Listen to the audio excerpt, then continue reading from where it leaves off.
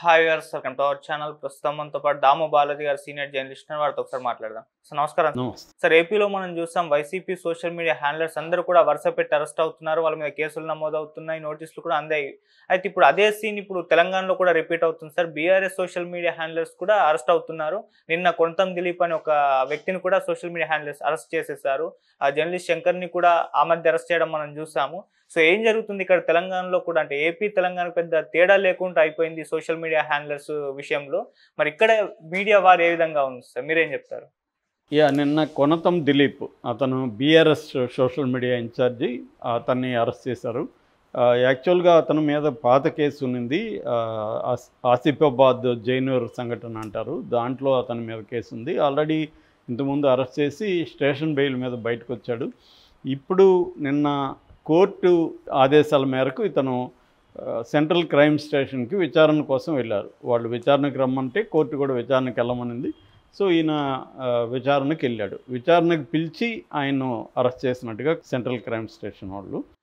So మొన్ననే journalist శంకర్ని కూడా arrest చేశారు. ఆయన రేవంత్ రెడ్డి ఫ్యామిలీ ప్యాకేజ్ అని చెప్పి రేవంత్ రెడ్డి బ్రదర్సు, కూతురు, భార్య, అల్లుడు, బావమరిది వీళ్ళందరూ తెలంగాణలో ఎలాంటి అవినీతి కార్యక్రమాలు చేస్తున్నారు, వాళ్ళు దొంగ కంపెనీలు పెట్టి ఎలా చేస్తున్నారు, ఇవన్నీ ఏదో రాశాడు. సో దాని మీద అతన్ని అరెస్ట్ చేశారు. అంటే క్లియర్గా ఆంధ్రప్రదేశ్లో చంద్రబాబు వైసీపీ సోషల్ మీడియా మీద ఎట్లయితే క్రాక్ డౌన్ మొదలుపెట్టాడో ఆ ఇన్స్పిరేషన్ తీసుకున్నాడా ఏం తెలియదు, కానీ ఇక్కడ కూడా Revanth Reddy same crackdown మొదలుపెట్టినట్టుగా మనకు అర్థమవుతుంది. ఎందుకంటే రేవంత్ రెడ్డికి ఒక తలనొప్పిగా బీఆర్ఎస్ సోషల్ మీడియా అనేది మారింది. బీఆర్ఎస్ పెద్ద ఎత్తున డబ్బులు ఖర్చు పెట్టి సోషల్ మీడియాని స్ట్రెంగ్తన్ చేసుకుంది. నిజానికి రేవంత్ రెడ్డికి కూడా మెయిన్ స్ట్రీమ్ మీడియా రేవంత్ రెడ్డికే సపోర్ట్ ఉంది. ఆంధ్రజ్యోతి కానీ, ఈనాడు కానీ, తెలుగుదేశం మీడియా అంతా కూడా రేవంత్ రెడ్డి సపోర్ట్ ఉంది. దాంతోపాటు బిగ్ టీమ్ అనేది కూడా రేవంత్ రెడ్డి వాళ్ళే పెట్టారని చెప్తున్నారు. ఇంకా ఆర్టీవీ ఆల్రెడీ తెలుగుదేశం సపోర్ట్ కాబట్టి ఇక్కడ రేవంత్ రెడ్డికి సపోర్ట్ ఉంది. ఇట్లా కొంత నోన్ ఛానల్స్ డీటెయిల్ కావచ్చు, ఇటు మెయిన్ స్ట్రీమ్ కావచ్చు రేవంత్ రెడ్డికి ఉంది. కానీ అది సరిపోవట్లేదు. ఎందుకంటే ఈ హైడ్రా కానీ, మూసీ ప్రాజెక్ట్ కానీ, లేటెస్ట్గా లగచర్ల ఇవన్నీ కూడా బాగా తలనొప్పిగా రేవంత్ రెడ్డికి మారాయి. అక్కడ ప్రజలు కూడా దాంట్లో కొంత బాధితులు కాబట్టి వాళ్ళు కదులుతున్నారు. దాన్ని ఉపయోగించుకొని బీఆర్ఎస్ యాక్టివేట్ అయింది. నిజానికి బీజేపీ యాక్టివ్గా అవ్వాలి, కానీ బీజేపీ పెద్దగా లేదు. వాళ్ళు ఏదో డ్రామా చేస్తున్నారు కానీ బీజేపీ లేదు. దీన్ని ఉపయోగించుకొని బీఆర్ఎస్ స్ట్రాంగ్ అయింది. బీఆర్ఎస్ నాయకత్వం వీళ్ళిద్దరూ, ఇటు హరీష్ రావు, ఇటు కేటీఆర్ నాయకత్వంలో బీఆర్ఎస్ యాక్టివేట్ అయింది. బీఆర్ఎస్కి కూడా స్ట్రాంగ్ సోషల్ మీడియా నెట్వర్క్ ఉంది. సో వీళ్ళు యాక్టివ్ అయ్యారు. కొనతల దిలీప్ ఈయన పరిస్థితి చూస్తే ఈయన వీళ్ళ బక్కారెడ్డి, అరుణ అని వీళ్ళ అమ్మ నాన్న ఇద్దరు కూడా సిపిఐ నాయకులు. వీళ్ళది ఇక్కడ మన యాదాద్రి భువనగిరి జిల్లాలో మోత్కూరు. తను కొంత మంచి ఎడ్యుకేటెడ్, నాలెడ్జబుల్ పర్సను, రచయిత కూడా. తను అనువాదాలు కూడా చేశాడు. దళారి పశ్చాత్తాపం అని కన్ఫెషన్స్ ఆఫ్ ఎకనామిక్ హిట్మెన్ అని రాసిన ఇంగ్లీష్ పుస్తకాన్ని రాశాడు. అట్లాగే కుట్ర రాజకీయాలు, జంగల్నామా, 13 ఇలాంటి పుస్తకాలను ఆయన అనువదించాడు. ఫ్యూచర్ పర్ఫెక్ట్ అని కేటీఆర్ మీద కూడా ఒక బుక్ రాశాడు. సో ఆయన భార్య స్వర్ణ కిలారి కూడా సోషల్ మీడియా వెరీ పాపులర్. ఆమె కూడా 2 పుస్తకాలని అనువాదం చేసింది. రీసెంట్గా మేకప్ బతుకని బెన్యామిన్ ఆడు జీవితం అనే సినిమా కూడా వచ్చింది, దాన్ని ఆమె అనువాదం చేసింది. అట్లాగే లిప్తకాలపు స్వప్నం అని ఆమె అనువాదం చేసిన పుస్తకం కూడా వెరీ పాపులర్ అయింది. అట్లాగే ఇంతియానం పేరుతో మహిళల ట్రావెల్ స్టోరీస్, యాత్రా కథనాలు 45 మంది మహిళలవి, దానికి ఈమె ఎడిటర్గా ఉన్నది. తర్వాత దొరసాని, షరతులు వర్తిస్తాయి ఇలాంటి సినిమాలలో కూడా యాక్ట్ చేసింది. వెరీ పాపులర్ సోషల్ మీడియాలో, ఇద్దరు కూడా హస్బెండ్ అండ్ వైఫ్. ఇప్పుడు అతన్ని అరెస్ట్ చేయడం అనేది కొంత నెగిటివిటీ రేవంత్ రెడ్డి మీద కనబడుతుంది. అయితే ఇక్కడ ఇంకొక ఆస్పెక్ట్ ఏమంటే, గతంలో బీఆర్ఎస్ ఇంతకంటే ఎక్కువ చేసింది. నిజానికి ప్రజాస్వామిక వాదుల మీద, ప్రజా సంఘాల మీద తీవ్ర నిర్బంధాన్ని బీఆర్ఎస్ ప్రయోగించింది. మనకి బీఆర్ఎస్ మనకు తెలుసు, చివరికి అది ధర్నా చౌక్ని కూడా లేకుండా చేశారు కేసీఆర్.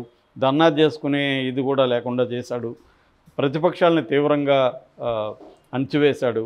చివరికి తెలంగాణ ఉద్యమకారులైన కోదండరామిరెడ్డి లాంటి వాళ్ళని జైల్లో పెట్టించడం, హరగోపాల్ లాంటి వాళ్ళ మీద ఊపా కేసులు పెట్టడం, సంధ్య, హరగోపాల్ ఇలాంటి ప్రజాస్వామిక ఉద్యమకారుల మీద, తర్వాత జర్నలిస్టుల్ని మనకు తెలుసు తీన్మార్ మల్లన్నని ఎన్నిసార్లు జైల్లో పెట్టాడు, అలాంటి జర్నలిస్టుల్ని జైల్లో పెట్టారు. యాక్చువల్గా దేశంలోనే జమ్మూ కాశ్మీర్ తర్వాత ఎక్కువగా జర్నలిస్టుల్ని వేధించిన రాష్ట్రం ఏదంటే తెలంగాణ అని పలు గణాంకాలు చెబుతున్నాయి. అట్లాగే మందకృష్ణ మాదిగ లాంటి వాళ్ళని కూడా జైల్లో పెట్టించడం, ఇట్లా తీవ్ర నిర్బంధాన్ని ఇటు ప్రజాస్వామికవాదుల మీద కావచ్చు, ప్రతిపక్ష రాజకీయ నాయకుల మీద కావచ్చు, వివిధ సామాజిక సంస్థల సంఘాల నాయకుల మీద కావచ్చు, తీవ్ర నిర్బంధాన్ని కేసీఆర్ ప్రవేశపెట్టాడు. తనతో ఉంటే వాళ్ళకేమో అందలం ఎక్కించడం, తనతో లేని వాళ్ళని తీవ్రంగా తొక్కేయడం, చివరికి ఆయన ప్రెస్ మీట్లలో కూడా అతి ఘోరంగా జర్నలిస్టులతో బిహేవ్ చేసి, హ్యూమిలియేట్ చేసి వాళ్ళని అవమానకరంగా డీల్ చేయడం మనం ఎన్నోసార్లు లైవ్లో అందరూ చూస్తున్నారనే స్పృహ కూడా లేదు ఆయనకి.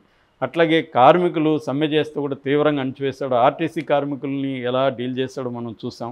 సో ఇవన్నీ జరుగుతున్నప్పుడు ఇదే కొనతం దిలీపు దాంట్లో కూడా డీటెయిల్ మీడియాకి గవర్నమెంట్ తరపున సమాచార శాఖ ఆయన ఇన్ఛార్జిగా ఉన్నాడు. మరి అప్పుడు ఎందుకు ఇదే కొనతం దిలీప్ వాటినన్నీ ఖండించట్లేదు? ఇప్పుడు ఇవాళ తన దాకా వచ్చినప్పుడు మాత్రమే డెమోక్రసీ అవన్నీ గుర్తొచ్చిందా? ఆయన ఎక్స్లో ఆయన కొటేషన్ ఏం పెట్టుకున్నాడంటే, when tyranny becomes law, rebellion becomes duty అని పెట్టాడు. అంటే నియంతృత్వమే చట్టంగా మారిపోయినప్పుడు తిరుగుబాటే కర్తవ్యంగా మారుతుంది అని. మంచిదే, బాగుంది కొటేషను. మరి బీఆర్ఎస్ లో కూడా ఇదే నియంతృత్వమే కదా ఉన్నింది, అప్పుడు ఎందుకు ఈ కొటేషన్ పెట్టుకోలేదు అన్న డౌట్ మనలాంటి వాళ్ళకి అయితే వస్తుంది.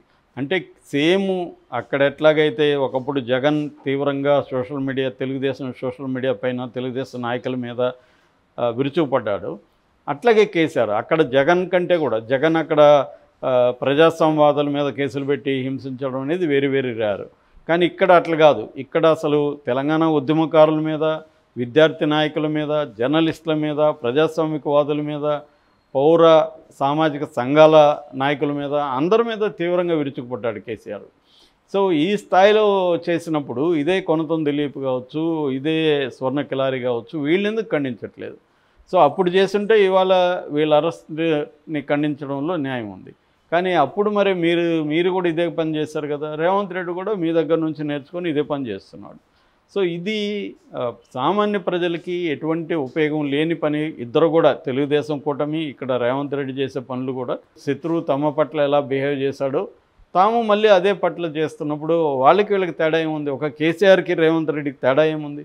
కేసీఆర్ రేవంత్ రెడ్డితో సహా అందరిని వేధించాడు. ఇప్పుడు రేవంత్ రెడ్డి కూడా ప్రతిపక్షంగా ఉన్న వాళ్ళని, తనని విమర్శించే వాళ్ళని వేధించడం అనేది కరెక్టా అనేది ఆలోచించుకోవాలి. ఎందుకంటే ఇది ప్రజాస్వామ్య దేశం. నీ ప్రభుత్వానికి వ్యతిరేకంగా మాట్లాడే స్వేచ్ఛ అందరికీ ఉంటుంది, అది ప్రతిపక్షమైన ఏమైనా. గతంలో వాళ్ళు మమ్మల్ని వేధించారు కాబట్టి మేము ఇప్పుడు వేధిస్తామంటే మళ్ళీ వాళ్ళు వచ్చి మిమ్మల్ని వేధిస్తారు. ఇది ఒక విసియస్ సర్కిల్గా మారిపోతుంది. విషవలయం అంటాం తెలుగులో. ఒక విషవలయంగా మారిపోతుంది. దీనివల్ల ప్రజలకు ఎటువంటి ఉపయోగం లేదు. ప్రజలకి మనం ఇచ్చిన హామీలు నెరవేర్చాలి, అభివృద్ధి కార్యక్రమాలు చేయాలి, గుడ్ గవర్నెన్స్ అందించాలి, శాంతి భద్రతల్ని కలిగించాలి. ఇది వదిలేసి ప్రతిపక్షాల మీద ఉక్కుపాదం, ప్రశ్నించే వాళ్ళ మీద ఉక్కుపాదం అనేది రెండు రాష్ట్రాల్లో కూడా మనకు కనబడుతుంది.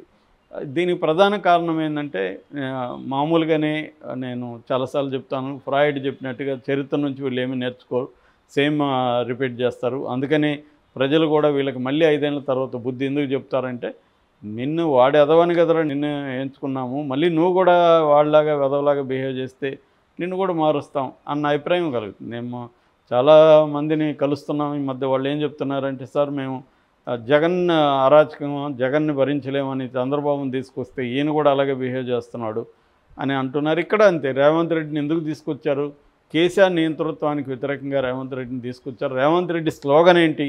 ఇక్కడ ఆత్మాభిమానం ముఖ్యం మాకు ప్రజలకి అని కదా రేవంత్ రెడ్డి. అహంకారానికి ఆత్మాభిమానానికి పోరాటం అని కదా రేవంత్ రెడ్డి ప్రకటించాడు. మరి అట్లాంటి అహంకారం పూరితంగా ఉన్న ప్రభుత్వానికి వ్యతిరేకంగా రేవంత్ రెడ్డి నిలబడి కొట్లాడి వచ్చినప్పుడు ఈయన మళ్ళీ సేమ్ అహంకారం అలాగే చూపిస్తే జనాలకి అర్థమవుతుంది కదా.